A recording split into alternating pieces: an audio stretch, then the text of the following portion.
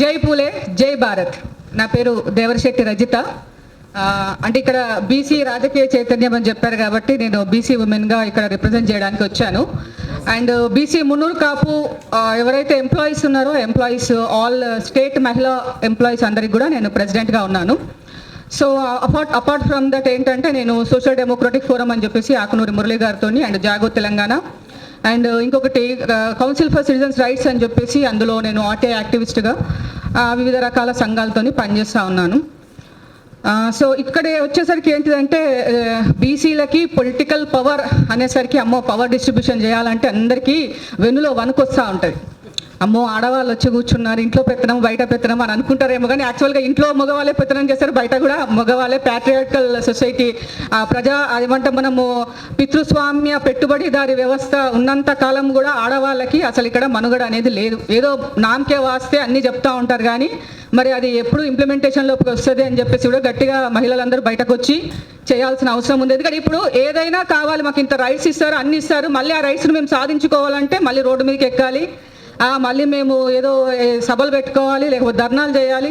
అంటే ఈ దేశంలో ఏదైనా ఒక హక్కులను సాధించుకోవాలంటే ఖచ్చితంగా మళ్ళీ ధర్నాలు చేయాల్సిన అవసరం ఉంటుంది.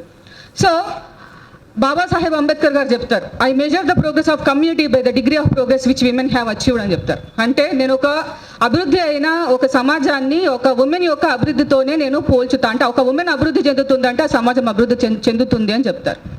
మరి మీరు మా జనాభా ఇంత ఉంది అయ్యా, మా వాటా మాకు ఇవ్వండి అంటేనే 27 years నుంచి 28 నుంచి మీరు ఇంత దాన్ని సాగా తీసుకుంటూ ఇప్పుడు కూడా ఇంప్లిమెంట్ చేయాలంటే కింద మీద వెనక అవుతా ఉన్నారు.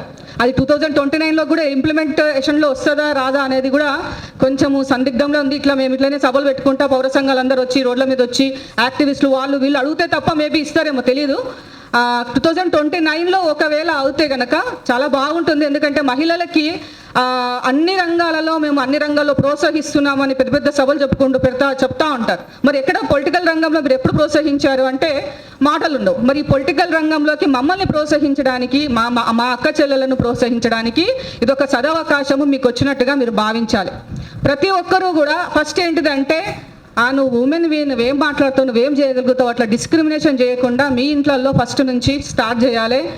నువ్వు కూడా చాలా ఒక సావిత్రిబాయి పూలు ఏదైతే చేసిందో, ఎంత శక్తి ఉందో, సమాజాన్ని ఎంత ధిక్కరించిందో, అప్పటి కాలంలోనే ఒక భావజాలాన్ని ఎంత ఎదిరించిందో, అలాంటి మహనీయుల చరిత్రలను, చాకలి ఐలమ్మ చరిత్రను, అందరి చరిత్రను, జల్కారిబాయి అలాంటి వాళ్ళ చరిత్రను చెప్పుకుంటూ పోతూ ఉంటే వాళ్ళ త్యాగాలు వాళ్ళ మోటివేషన్ని స్ఫూర్తిగా నింపుకొని ప్రతి ఒక్క మహిళ కూడా బయటకు రాగలుగుతుంది. కానీ అలాగా ఒక ఎంపవర్డ్ ఉమెనే కాదు, ఎంపవర్డ్ పురుషుడు కూడా ఉండాలి. ఒక ఎంపవర్డ్ ఉమెన్ ఎలా కావాలని మాకు సభలు పెట్టుకుంటా చెప్తా ఉంటారు. మరి ఒక ఎంపవర్డ్ ఉమెన్కి ఒక పురుషుడు ఎలా సహకరించాలి అని ఏ యొక్క సభలలో కూడా చెప్పరు. ఎంత ఎంపవర్ అయినా కానీ మళ్ళీ ఇంట్లోకి వచ్చేసరికి లేదు నువ్వేం చేయాలి అదే చేయాలి అంటారు. ఆ ఇంట్లో ఒక పని కూడా వాళ్ళు ఎవరేం చెయ్యరు. మళ్ళీ మహిళలే చేయాలి అన్నీ. అటు సంసారం చూసుకోవాలి, ఇటు బయట బాధ్యతలు చూసుకోవాలి, మళ్ళీ సంఘాలకు వెళ్ళాలి, మాట్లాడాలి, చెయ్యాలి.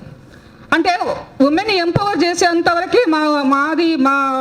మా ప్రోద్బలం ఉంటుంది, తర్వాత అంతా మీరే అంటే కాదు. ఎట్ ద సేమ్ టైం మేము ఇంట్లో కోఆపరేట్ చేస్తున్నాం కాబట్టి మీ అందరు బయటకు రాగలుగుతున్నారు, మాట్లాడగలుగుతున్నారు. ఎట్ ద సేమ్ టైం రేపు ఉమెన్ కూడా బయటకు వచ్చినప్పుడు మీరందరూ కూడా అంటే మగవాళ్ళందరూ కూడా కోఆపరేట్ చేయగలగాలి. ఆమెను ఒక ఉన్నత స్థానంలోకి, ఒక రెస్పెక్టివ్ పొజిషన్లోకి మీరు పెట్టగలగాలి. ఎంతమంది ఉమెన్ రెస్పెక్టివ్ నేచర్తో చూస్తారు, రెస్పెక్టివ్ పొజిషన్లో ఉంచాలనుకుంటారు, ఎవరు ఉంచారు. బయటకు వచ్చిందంటే ఏంది ఆమెకు పని పాడలేదు అందుకే బయటకు వస్తుంది అనుకుంటారు. అసలు ఎంత టైట్ స్కెడ్యూల్ ఉంటుంది తెలుసా అండి ఎవరికైనా. అంటే మేము జాబ్ చేసే వాళ్ళకైతే అసలు టైం ఉండదు, లీవులు పెట్టుకోవాలి, లీవులు ఇవ్వరు అక్కడ. ఒక్కొక్కసారి చాలా ఇబ్బందులు ఉంటాయి. ఒకరోజు సెలవు దొరుకుతుంది, నువ్వు ఇంట్లో ఉండవా, ఎటు వెళ్తావు అని అడిగే వాళ్ళు ఉంటారు.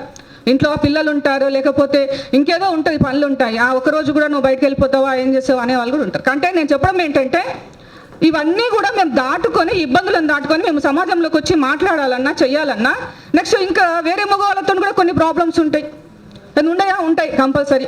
కాబట్టి అవి కొంచెం మనం ఆల్రెడీ మెచ్యూర్డ్ పర్సనాలిటీస్ ఉన్నాం కాబట్టి, ఆల్రెడీ ఐడియాలజీలో మనం ఉన్నాం కాబట్టి కొంచెం మీరు అన్నీ కూడా అవన్నీ ఆలోచించుకుంటూ ఉమెన్ బయటకు వచ్చిందంటే ఒక రెస్పెక్టివ్ నేచర్తో చూడడం, ఉమెన్ ఒక సెక్సువల్ అసాల్ట్, హరాస్మెంట్, అబ్యూజ్ చేయకుండా ఆమెను కాపాడుకోవడం. అంటే ఒక రక్షణ కాదు, ఫస్ట్ భద్రత ఉందా లేదా చూసుకోవడం, ఆమెకు భద్రతనివ్వడం.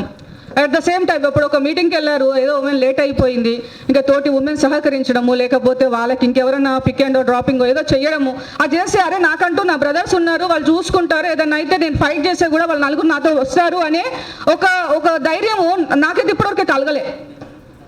అరే నేను గట్టిగా ఏదన్నా మాట్లాడాలని అనుకుంటా, అరే I have the conduct rules, I should not talk like that మళ్ళీ అనిపిస్తూ ఉంటుంది. నేను ఇంకెవరినన్నా ఏదైనా అనాలంటే కూడా నేను భయపడిపోతాను. ఎందుకు తెలుసా, నా మీద మూకుమ్మడిగా ఎవరైనా దాడి చేసినా నాకు వచ్చి ఆదుకునే వాళ్ళు ఎవరు ఉండరు. ఏదో మామూలుగా సానుభూతి కోసం వాట్సాప్ యూనివర్సిటీలో మెసేజ్లు చేస్తారేమో తప్పిస్తే, కానీ ఫైట్ చేసే వాళ్ళు ఎవరున్నారు? వస్తారా ఎవరైనా ఫైట్ చేయడానికి? నాకేదన్నా అయితే రారు. అమ్మ నీ బాధలు ఏమో నువ్వు పడుతల్లి అంటారు. అట్లా కాకుండా ఎంతసేపు మీరు బీసీ మీకు వస్తుంది, ఆ రిజర్వేషన్స్ వస్తున్నాయి, మీరు యూజ్ చేసుకోండి అంటే ఒక 4-5 తప్పిసి మిగతా ఎవరు కూడా అంత చెల్లించిన వాళ్ళు ఎవరు నాకు కనిపించలేరు. మా జనాభా ఎంత ఉందో మా వాటా అంత ఇవ్వండి అడగడం తప్ప అదేమన్నా గొంతమ కోరిక నాకు అర్థం కాలే. కామన్గా ఇప్పుడు మాకున్న సమస్యలు, ఇప్పుడు ఒక ఆడవాళ్ళకి హక్కులు ఏంటి, లేకపోతే నా సమస్యలు ఏంటి అనేది నాకు తెలిసినంత స్పష్టంగా ఒక మొగని తెలియదు. కాబట్టి నేను వెళ్ళి అక్కడ రిప్రజెంట్ చేస్తే నా సమస్య నేను చాలా బాగా మంచిగా తీవ్రంగా చెప్పగలుగుతాను. ఆ ఇంటెన్సిటీ అనేది అందరికీ అర్థమవుతుంది. కానీ మేమే మిమ్మల్ని పరిపాలిస్తాము, మమ్మల్ని మేమే పరిపాలించుకోవడం, మిమ్మల్ని కూడా మేమే పరిపాలిస్తామంటే వాట్ ఇస్ దిస్? మా జనాభా ఎంత ఉందో మాకు అన్ని రిజర్వేషన్స్ ఇవ్వండి. బీసీలు సగభాగం ఉన్నారు, మొత్తం జనాభాలో బీసీల సంఖ్య ఎక్కువ ఉంది. కానీ బీసీ ఉమెన్ బయటకు రాదు. అట్లీస్ట్ కొంచెము పైన ఉన్న వాళ్ళు కింద ఉన్న వాళ్ళు వస్తున్నారు, కానీ బీసీలు అయితే అసలే బయటకు రావట్లేదు. ఎంతసేపు పూజలు పునస్కారాలు పండుగలు పబ్బాలు, దట్స్ ఇట్, లైఫ్ అయిపోతుంది. ఏం చేస్తున్నామంటే ఒక బిల్డింగ్ అనుకున్నాం, ఒక కార్ మెయింటైన్ చేస్తున్నాం, అంతే.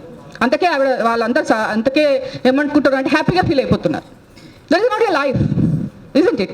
అంటే ఒక విమెన్ని మీరు ఎంతవరకు ప్రోత్సహిస్తున్నారు, ఆమెకు ఎడ్యుకేట్ ఎంతవరకు చేస్తున్నారు, లేదు నీకంటూ ఒక ప్రత్యేకమైన you are also one of the separate entity అని ఎవరు అనగలుగుతున్నారు?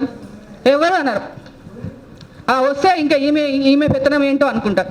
అరే పెత్తనం కాదు బాబు, మీకు ఒక మంచి వాతావరణంలో ఒక హ్యుమానిటీ స్ప్రెడ్ చేస్తూ అందరం కలిసి అభివృద్ధి చెందుదాము అనుకున్న వాళ్ళు ఎంతమంది ఉంటారు? ఎవరు ఉండరు. మేము అభివృద్ధి చెందితే చాలా, ఇంకా వాళ్ళకి ఎందుకులే, ఇక మేము ఉన్నాం కదా, ఇంకా వాళ్ళు ఎందుకులే అని అనుకుంటారు. మళ్ళీ ఒకవేళ రిజర్వేషన్స్ వచ్చినా కానీ మళ్ళీ ఫలాలు తీసుకునే వాళ్ళు ఎవరు ఉంటారు తెలుసా? మళ్ళీ కూడా అంతా అప్పర్ కాస్ట్ సో కాల్డ్ పీపులే ఉంటారు, అంతే. దొరలు పోతారు, దొరసాన్లు వస్తారు, అంతే. కానీ అలా చేంజ్ ఏం రాదు, మళ్ళీ వాళ్ళే నడిపిస్తూ ఉంటారు అన్నీ. మరి ఇంతమంది విమెన్ ఉన్నాము, మరి ఇంతమంది విమెన్లో చైతన్యం ఎందుకు రావట్లేదు అంటే చాలా నంబర్ ఆఫ్ రీజన్స్ ఉంటాయి. ఒకటి ఏంటంటే మగవాళ్ళు బయటకు వచ్చి చాలా పెద్ద ఉపన్యాసాలు చెప్తారు, కానీ వాళ్ళ ఆడవాళ్ళని బయటకు పోనివ్వరు. అలా ఉన్నారు, అందరూ అని కాదు, కొంతమంది ఉన్నారు అలా కూడా. లేదు బయటకు వచ్చి ఏదో మాట్లాడుతుంటే అంటే అసలు నీకు పని లేదా పాట లేదా, ఎందుకు సపరేట్గా ఏదో నీ పని ఏదో నువ్వు చేసుకుని వెళ్ళిపోవచ్చు కదా, అవన్నీ నీకు ఎందుకు అనేవాళ్ళు ఉంటారు. సో ఇటువంటి అన్ని మాటలు భరిస్తూ కూడా జయలలిత ఒక ఇంటర్వ్యూలో చెప్తుంది, నేను సినీ ఇండస్ట్రీలో ఉన్నప్పుడు నన్ను ఒక వస్తువుగా చూశారు, నేను రాజకీయాల్లో వచ్చినాక నన్ను అసలు ఏ విధంగానూ కూడా చూడలేదు అని అన్నారు. అంటే ఒక సూపర్ పవర్ విమెన్, ఒక వండర్ఫుల్ ఉమెన్ లాగా ఒక ఉమెన్ చాలా డేర్గా బయటకు వచ్చిందంటే ఒక సూపర్ ఉమెన్ అనుకోవాలి అంతే. ఎందుకంటే అంత బేర్ చేయాలి, అంత మాటలు కానీ, లేకపోతే వాళ్ళ చూపులు కానీ, వాళ్ళ వైఖరి కానీ, ఎవ్రీథింగ్. అది ఎందుకు అంటే ఐ డోంట్ నో, అండర్స్టాండ్, నాకు అసలు అర్థం కాదు. ఇప్పుడు ఒక అమ్మాయి బయటకు వచ్చి మాట్లాడుతుందంటే అసలు చాలా సింపతి కానీ ఎంపతి కానీ, ఇంకా ఏదో సరే ఆ సింపతి ఎంపతి లేకపోనియండి, ఎందుకంటే మేము కూడా చాలా డేర్గా ఉన్నాం కాబట్టి ఐ డోంట్ వాంట్ దట్. కానీ అట్లీస్ట్ ఒక భరోసా, ఒక భద్రత అది కూడా ఉండదు. అయితే ఇప్పుడు మాత్రం ఏంటంటే సరే మీరు ఏదో రిజర్వేషన్స్ ఇస్తామంటున్నారు కాబట్టి అట్లీస్ట్ దీన్నైనా సరే ఒక పకడ్బందీలా ఫస్ట్ కుల గణన చెయ్యండి, బీసీ కుల గణన చెయ్యండి, మహిళల కుల గణన చెయ్యండి, చేసి మా రిజర్వేషన్స్ ఎంత ఉన్నాయో చెప్పండి, ఏ కులానికి ఎంతెంత ఇస్తున్నారో చెప్పండి, ఏ కులంలో నిజంగా టాలెంటెడ్ ఉన్న వాళ్ళకి, సమాజం పట్ల మంచి అవగాహన ఉన్న వాళ్ళకి, సమాజానికి సేవ చేస్తాం అనుకున్న వాళ్ళకి ఖచ్చితంగా అందరం కలిసి ఎంకరేజ్ చేద్దాం. మనకంటే బాగా చేస్తారు ఇంకెవరన్నా అంటే వాళ్ళకి మనం ఛాన్స్ ఇద్దాం. వాళ్ళు మన యొక్క ఫ్రెటర్నిటీయే కదా, మన తోటి వాళ్ళే కాబట్టి అటువంటి వాళ్ళందరినీ కూడా ముందు చేద్దాం. నేను ఐఎమ్ రెడీ. నా బీసీ ఉమెన్లో ఎవరైనా, BC only not only BC, ఇంకే ఉమెన్ అయినా సరే బయటకు వచ్చింది అనుకోండి, వచ్చేందుకు బీసీ అని ఎందుకు పదే అంటున్నా అంటే బీసీలలో చైతన్యం తక్కువ ఉంది కాబట్టి బీసీ అంటున్నాను. ఎవరైనా ముందుకు వచ్చి నేను చేయగలుగుతా అంటే నేను ఫైనాన్షియల్ సపోర్ట్ కూడా ఇస్తాను. ఓకే, అది ఎప్పుడు కానీ మీకు సమాజం పట్ల ఒక మంచి మంచి ఉద్దేశంతో పాటు మంచి చేయాలనే తపన ఉన్న వాళ్ళకి మాత్రమే. మళ్ళీ ఏదో నాకు పోస్ట్ వస్తే నేను అనుభవిస్తా, లేకపోతే నేను ఏదో తిరుగుతా, లేదో 5 ఏళ్ళు అందరిలా గడిపించినట్టు నేను కూడా ఆశలు సంపాదించుకొని పోతా అంటే అలాంటి వాళ్ళకి కాకుండా, ఇంకా ఏదైనా రాజకీయ చైతన్యం, ఇంకేదైనా నైపుణ్యం మీరు పాలిష్ చేసుకుంటా అనుకున్న వాళ్ళకి I give my support. Okay, thank you అండి నాకు ఈ అవకాశం ఇచ్చినందుకు. వేదిక మీద ఉన్న నా అక్క చెల్లెలకి అండ్ వేదిక ముందు ఉన్నటువంటి నా అన్నదమ్ములందరికీ కూడా థ్యాంక్ యూ.